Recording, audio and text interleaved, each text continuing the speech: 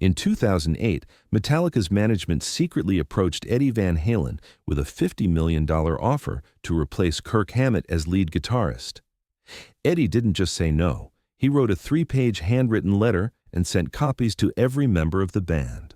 What that letter said became legendary in the metal community, and according to Kirk Hammett himself, it saved Metallica from destroying themselves.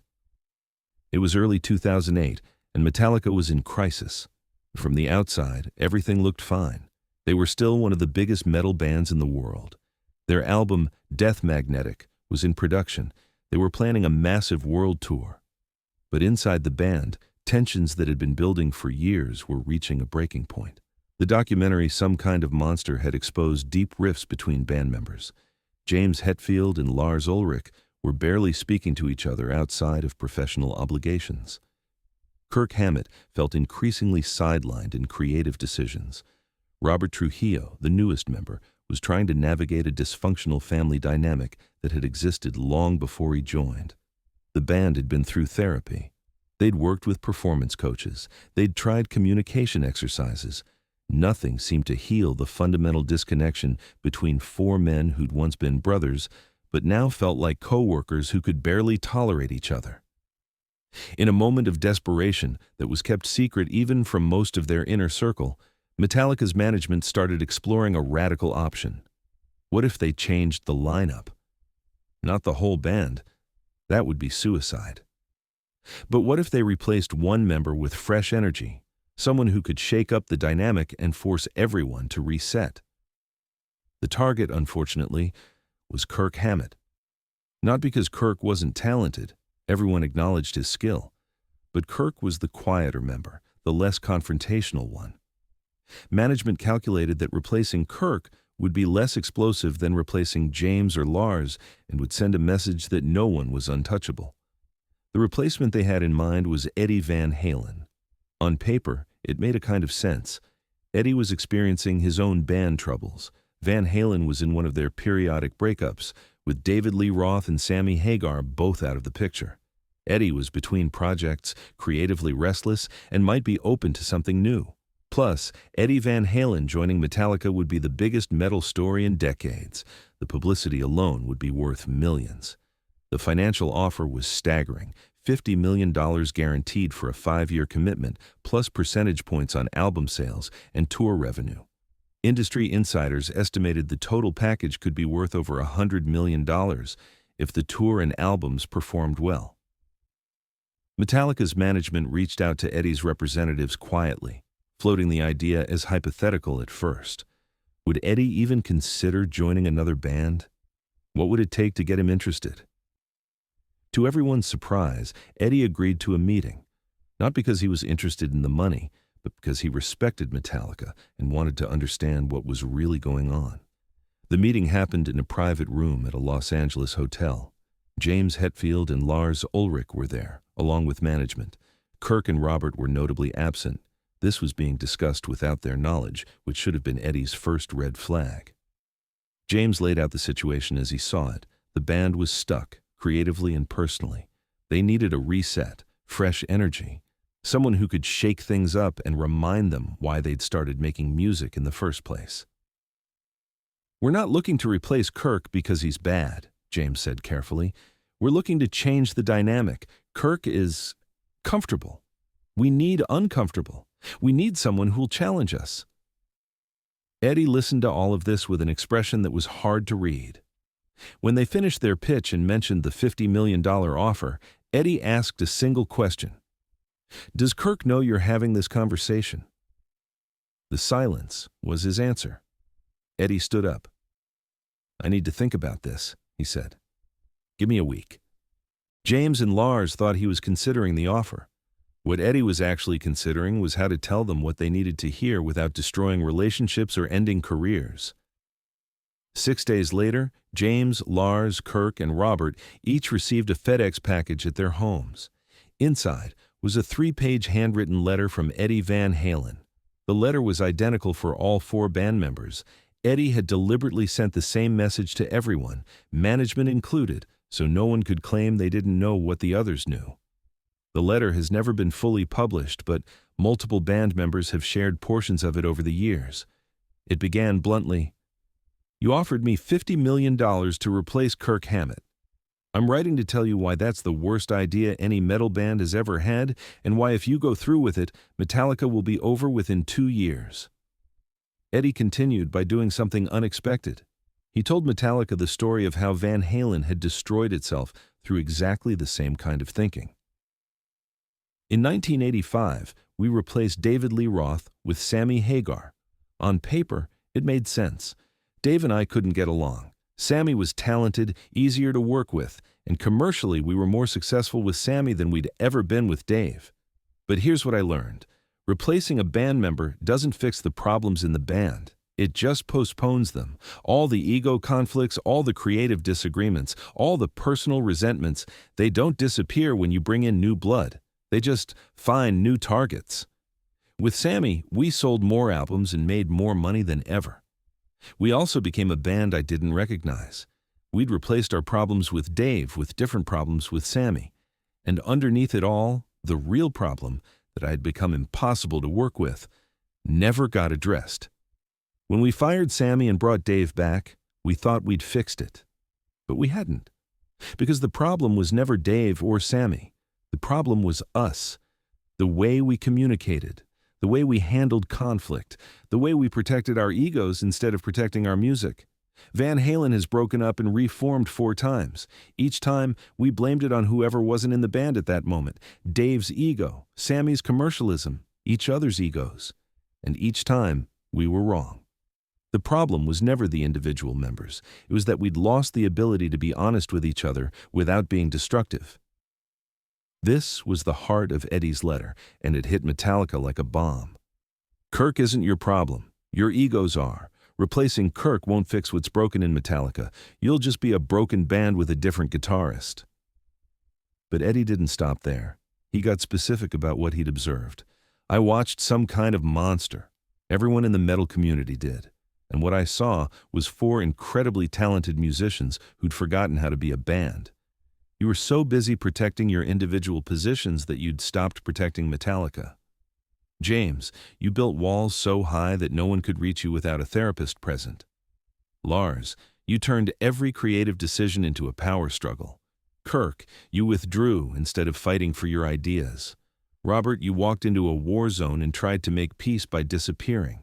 None of you are villains. You're just human beings who got successful enough that you could afford to indulge your worst impulses. And now those impulses are killing what you built. You think bringing me in will fix this? I'll just become the new target.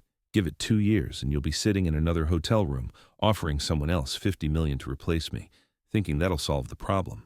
The problem is that you've forgotten how to be uncomfortable with each other in productive ways. You've forgotten how to argue about music without making it about ego. You've forgotten that being in a band means subordinating your individual brilliance to collective creation. Eddie's letter then made a prediction that shocked everyone who read it. If you replace Kirk, here's what will happen. You'll make 1, maybe 2 albums with me or whoever you bring in. The albums might even be good. The tours will make money. But within 2 years, the same tensions that made you want to replace Kirk will resurface. Except now they'll be about me or whoever's in Kirk's spot. And when that happens, you'll have to face the truth you're avoiding now. The problem isn't any individual member. It's that Metallica has become 4 solo artists who happen to share a logo. You can replace Kirk and postpone facing that truth. Or you can do the hard work of actually fixing what's broken. That work is harder than writing a check. It requires ego death. It requires admitting that each of you has contributed to this dysfunction. It requires rebuilding trust from the ground up. But if you do that work, you'll save Metallica. And saving Metallica is worth more than any guitar player you could bring in, including me. The letter ended with Eddie's decision. I'm turning down your $50 million. Not because I don't respect Metallica. I have immense respect for what you've created. But I won't enable you to destroy it by pretending Kirk is the problem when the problem is how you treat each other. If you want my advice, cancel the replacement plan. Tell Kirk what almost happened because he deserves to know. Then sit down together, all 4 of you, no management, no therapists, just the 4 guys who started this band, and have the most honest conversation you've ever had about whether you still want to be Metallica or whether you've outgrown what Metallica requires. If you decide you still want to be Metallica, then do the work to actually be Metallica. Not four guys in a band. A band. And if you decide you've outgrown it, then have the courage to end it with dignity rather than letting it die slowly through lineup changes and compromises. Either way, the solution isn't replacing Kirk. The solution is facing yourselves. The letter was signed, with respect and hard-earned wisdom, Eddie Van Halen. The impact of Eddie's letter on Metallica was immediate and profound. James Hetfield later described reading it as, like getting punched in the face by someone who loved you enough to punch you. Lars Ulrich called an emergency band meeting the day he received the letter. For the first time in months, all four members of Metallica sat in a room together without management, without handlers, without anyone but themselves. Kirk found out about the replacement plan from Eddie's letter. His reaction shocked everyone. He wasn't angry. He was relieved. "I knew something was wrong," Kirk said. "I just didn't know what. At least now I know it wasn't just in my head." That honesty broke something open. James admitted he'd been considering leaving the band entirely. Lars confessed he'd been sabotaging creative sessions because he felt like no one listened to him anyway. Robert revealed he'd been looking at other gig opportunities because he felt like he was in a band that didn't want him. The conversation that followed was brutal and necessary. It lasted 7 hours. There was crying. There was yelling. There were threats to walk out. But no one did walk out. Because Eddie's letter had forced them to confront a reality they'd been avoiding. Metallica was on life support, and changing guitarists wouldn't fix it. Over the next 6 months, Metallica did the work Eddie had described. They went back to therapy, but this time with a different goal, not to learn to tolerate each other, but to remember why they'd chosen to make music together in the first place. They wrote Death Magnetic with a new approach, making sure every member had genuine input, that creative conflicts were about making the best music rather than winning power struggles. The album that came out later in 2008 was heavier, angrier, and more cohesive than anything Metallica had done in years. Critics noted that Kirk's guitar work was more prominent and more aggressive than on recent albums. The band seemed energized in ways they hadn't been in over a decade. In interviews promoting Death Magnetic, the band members were asked about their renewed chemistry. Lars hinted at a wake-up call that had forced them to reevaluate everything. James mentioned almost making the biggest mistake of our career, but wouldn't elaborate. It wasn't until after Eddie's death in 2020 that Kirk Hammett told the full story publicly. In a podcast interview, Kirk revealed Eddie's letter and the $50 million offer he'd turned down. Eddie Van Halen saved Metallica by saying no, Kirk said. He could have taken the money, he could have joined the band, it would have been huge. But instead, he wrote us a letter that forced us to look at ourselves honestly for the first time in years. He told us the truth we needed to hear, that we were killing Metallica ourselves and replacing me wouldn't fix it. He shared Van Halen's mistakes so we wouldn't repeat them. He turned down $50 million because he cared more about saving Metallica than about joining Metallica. That letter is the reason all four of us are still in this band. Every time we have a conflict now, someone will say, "Remember Eddie's letter." It's become our touchstone for staying honest with each other. When asked if he was angry about almost being replaced, Kirk gave a surprising answer. "How can I be angry? If that situation hadn't happened, we wouldn't have gotten Eddie's letter. And that letter saved my band. I'd rather almost get fired and have Metallica survive than keep my position and watch Metallica die." James Hetfield, in a different interview after Eddie's death, added his perspective. Eddie understood something we'd forgotten, that bands aren't interchangeable parts. You can't just swap out members like changing guitar strings. A band is a relationship, and relationships require work. Eddie refused to let us take the easy way out. He forced us to do the hard work, and we're still together because of it. The letter itself has never been published in full.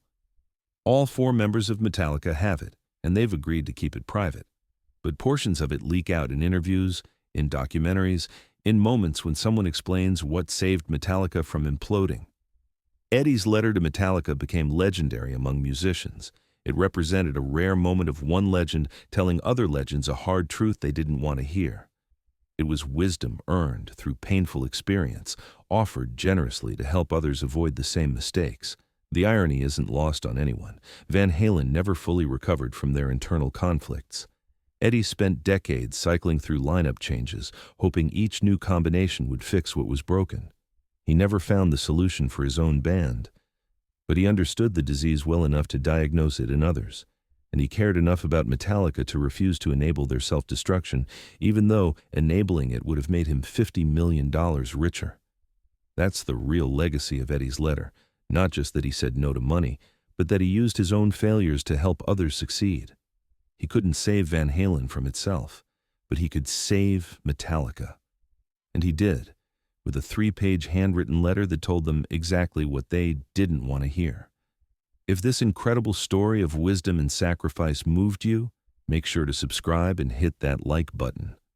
Share this video with someone who needs to remember that sometimes the best help you can give someone is telling them the truth they're avoiding.